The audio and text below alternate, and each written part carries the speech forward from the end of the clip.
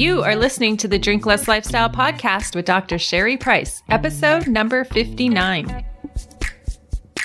Welcome to Drink Less Lifestyle, a podcast for successful women who want to change their relationship with alcohol.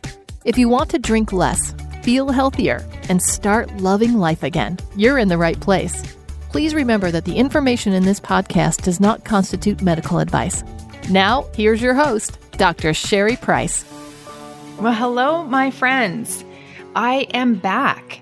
You may have not known that I left, but I just took an awesome coaching retreat. It was a week long and we coached our faces off. It was fabulous. When you get in a room with life coaches that love this so much and all we want to do is coach, it's truly an amazing experience.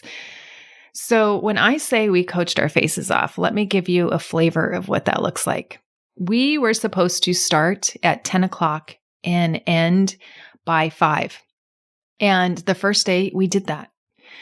But at the end of that first day, all of us were sitting in the room going, we want to coach more. Can we coach over dinner? Can we coach into the evening? Can we even coach earlier in the morning?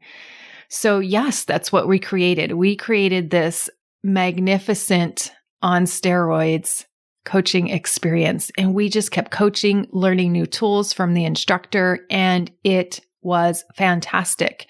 And what came out of that is that I'm currently looking at my programs and taking them up a notch because I've learned some amazing tools. And I've experienced, as being coached in the room several times, that I had some significant breakthroughs. And knowing the strategies and the tools that got me there, I cannot wait to institute this and implement this in both my Drink Less Lifestyle program and my Epic U program.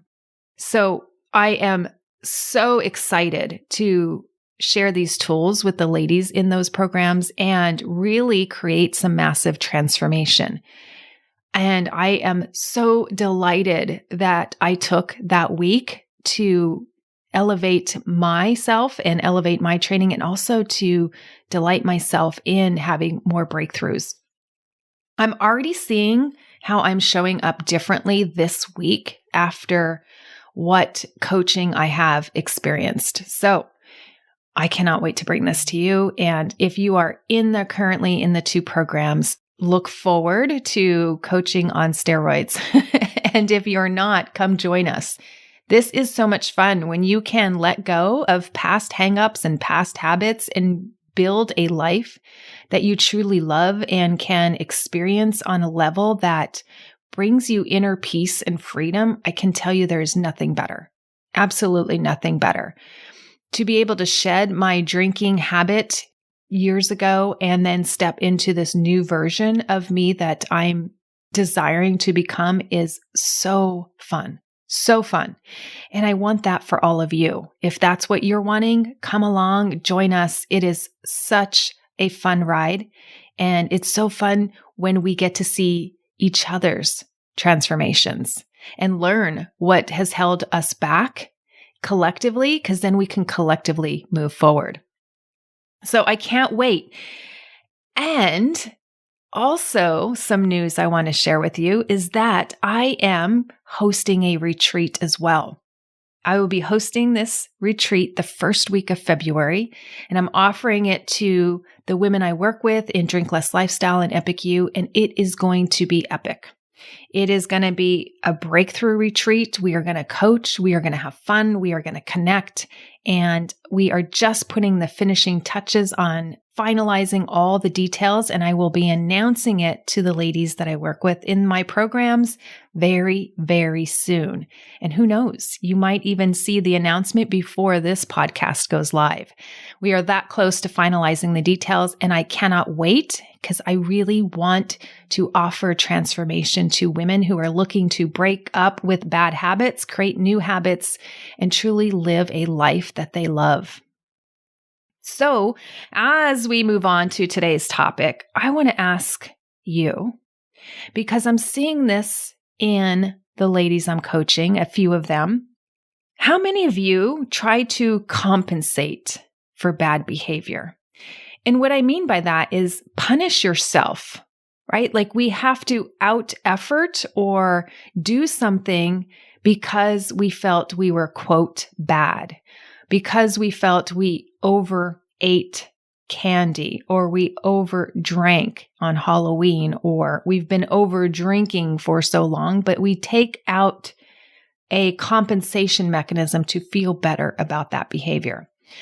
So, for instance, right, we might be feeling like, oh, I shouldn't have done that bad thing, like overdrink or overeat. And so now I'm going to work it off at the gym, or I'm going to compensate in some other way, usually meaning I withhold pleasure or I punish myself or I don't allow myself to do something because it's a punishment for my past, quote, bad behavior. And I see a lot of women doing this. And I want to dive into that. So let's take a look at it. So you did something you didn't want to do, like overdrink or overeat, and that makes you feel bad about yourself. And then you go on to punish yourself by doing something else that feels bad because you did something you didn't want to do. So now your brain is telling yourself, not only did you do the bad thing, but now we're going to compensate for it by doing this next thing that doesn't feel amazing. So I have two questions with this. One is, do you feel good when you punish yourself? My guess is no. And the second question is, does this actually change doing the bad behavior in the future? And I know the answer to that is no. It's like we get in this habit cycle of when we do something bad, we have to punish ourselves and do something bad on top of that. And here we think that the brain is going to learn not to do that by punishing ourselves. But we find ourselves doing the bad behavior again, don't we? And if you think about it, you don't feel good when you have to punish yourself. And what we know about human behavior is oftentimes punishment doesn't work. It's not the answer. So it should be of no surprise when you overdrink again, or when you overeat again, or when you overindulge or do something that you don't want to be doing, because punishment is actually not the effective way to prevent that from happening in the future. And what it actually does, which is quite surprising, is it propagates the notion that you are a bad person that needs punishing. I find this very common among women. We punish ourselves for a bad activity or a bad behavior, and then that creates this internal dialogue that we are bad people that need to be punished. And the crazy thing about this is it just doesn't work. It backfires all the time because, like I mentioned, we go on to do the bad behavior yet again. We go on to overdrink or pass out or black out. It doesn't stop that behavior from happening. So I want to use an example from when I was coaching a client who wanted to weigh less. And she was using the methodology of punishing yourself thin. That's what I call it, punishing yourself thin. So every time you overeat, you punish yourself by starvation or saying you're going to abstain from something for a certain period of time. And what you do along the way doesn't feel good. So the process of losing weight becomes painful. It's not fun because you're punishing yourself and practicing hating yourself along the way. So again, it's like hating yourself thin. And guess what happens to a person who hates themselves thin?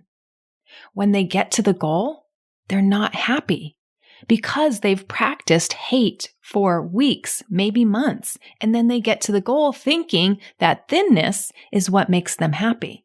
But it's not, because they've been programmed to hate themselves the whole way through. So if it takes 3 weeks or 3 months or 6 months, whatever they practiced along the way is what they get. It's not like you do weight loss for 3 months, get to your weight, and all of a sudden that habit of hating on yourself disappears. No, you've been enforcing the habit of hating on yourself the whole time. So then when you get to your goal, it doesn't even feel good. This is the same thing I see in women who punish themselves along the way to being sober or to drinking less. They make the process of getting there so miserable and so fraught with punishment and low beliefs about themselves and terrible beliefs about themselves that they don't even appreciate the accomplishment once they reach the goal. Just think about how crazy this sounds. You get the goal that you want. You are drinking less. You weigh a certain weight. You shed some pounds. But then you get there and you don't feel good. Why is that? It's because you've learned to punish yourself along the way.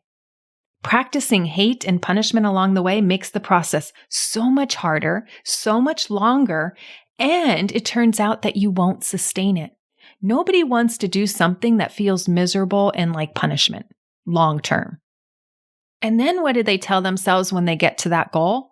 Oh, it must not be the right goal. I must want to weigh 10 pounds even less, or I must want to even drink even less.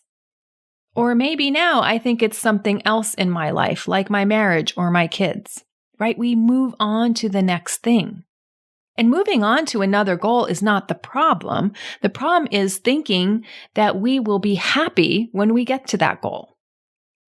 Now, when I see this happen in the clients that I'm coaching, I will always help my client see that this is happening and start showing her how to stop this from happening. Because what we don't want is to get to the goal and we still feel crappy about our lives, or we're still punishing ourselves in different ways. Because nobody likes to live with a mean girl in their head. And I laugh because I've had a mean girl in my head all my life, it feels like. Just hypercritical, being mean to myself, and being so judgmental that I had to learn to clean that up. Because if I didn't, it didn't matter how many goals I set for myself. I would still be mean to myself. I'd still be hypercritical, and I wouldn't be able to enjoy the delight of reaching that goal. I always thought my happiness would be on the other side of the next goal or the next goal or the next goal. So this is what happens when we're super judgy and hypercritical, and we think that something outside of us is what's going to create the happiness.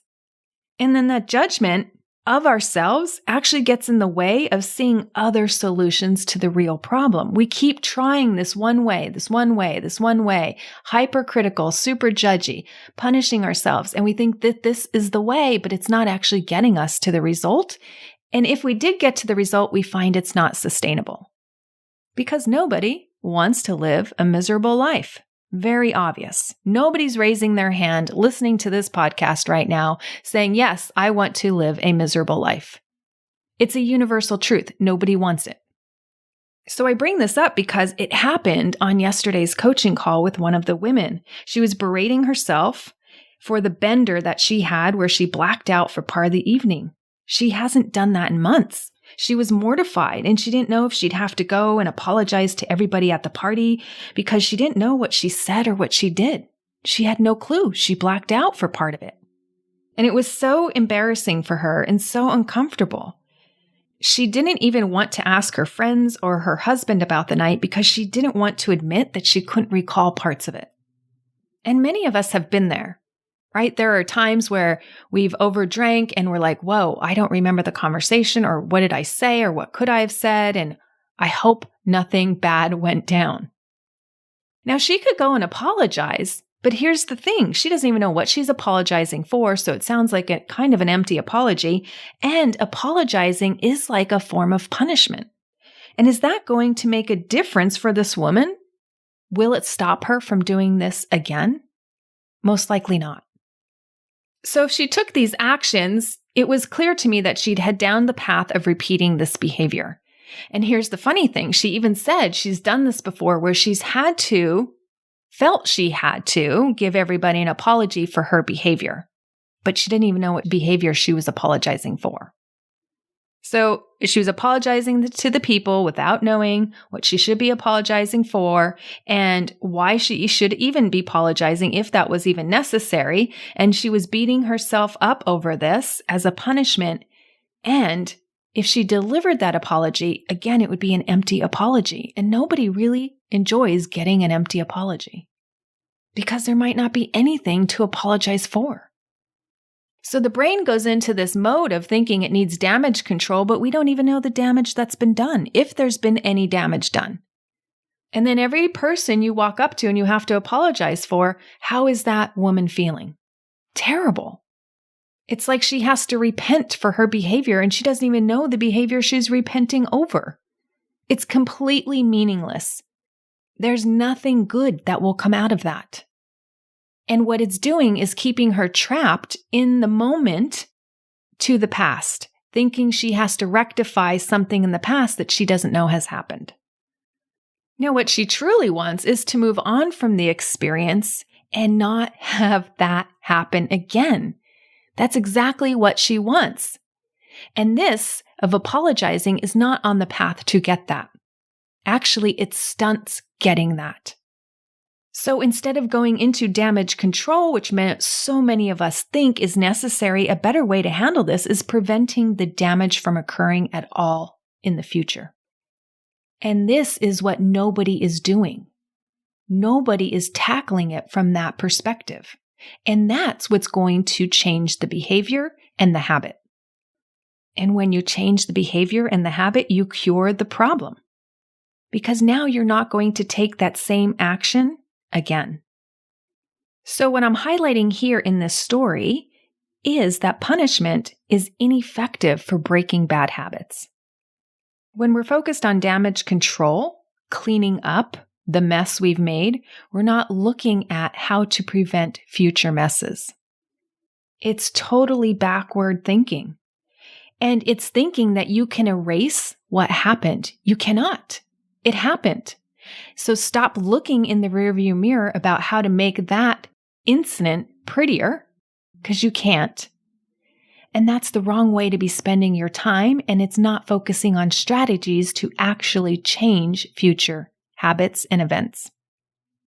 So think about it, whether you apologize, work out at the gym, however you punish yourself, you actually don't erase the number of drinks you've had, the amount of cookies you've had, the amount of Halloween candy you ate. It doesn't erase the 15 chocolate bars. The effect on your brain and your body has already been done. And actually, punishing yourself just adds some more gasoline to that fire. It's taking the pain up a couple of notches. So now you feel miserable from the event and miserable because you keep analyzing the event. And no one wants to feel more miserable. And when you feel more miserable, what are you more likely to do? Yeah, overdrink, overeat. Keep doing the same activity that made you feel miserable. It doesn't make sense, especially when we punish ourselves. So this is something we absolutely do not do in my programs because there is no upside to it. Nobody benefits.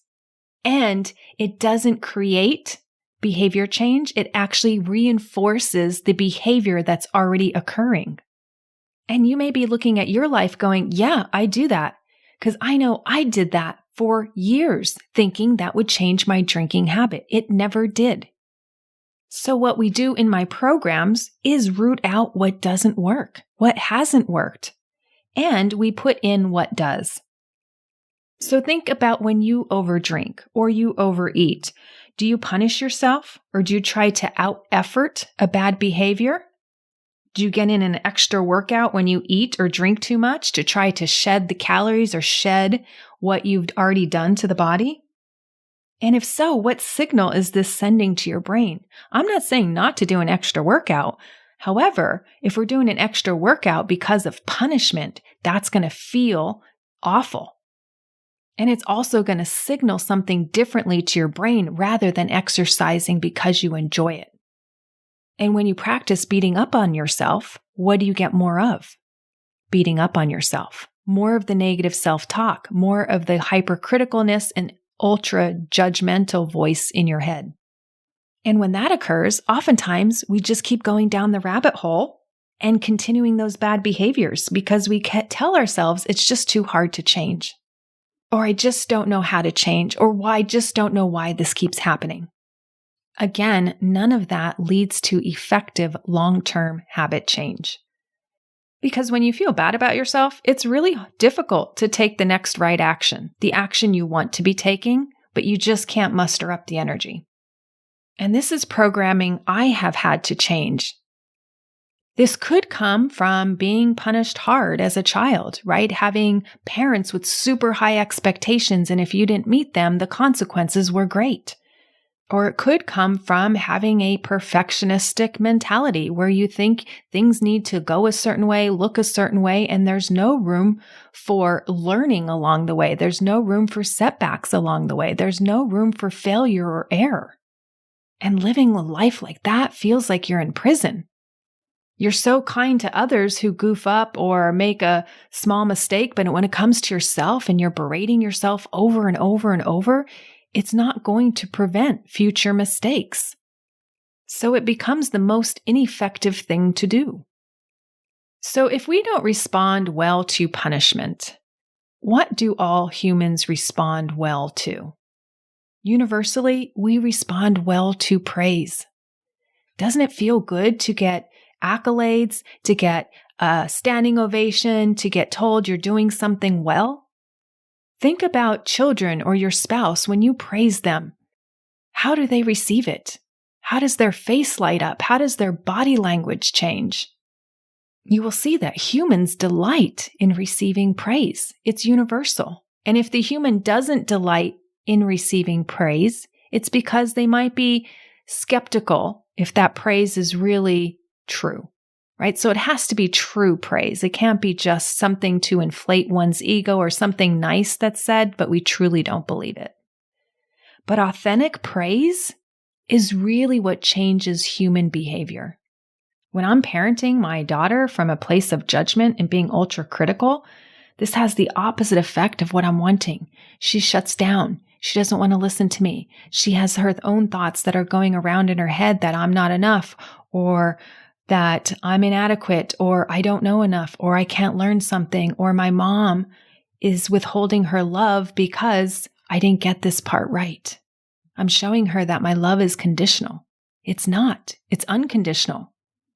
And so by getting her to be open and open-minded and thinking about things on a more critical level for herself, I have to create that environment for her. And the way I do that is through praise. And the way I also do that is through curiosity. And when I use these tools in my own life for my drinking, it radically changed because this is what gets it done.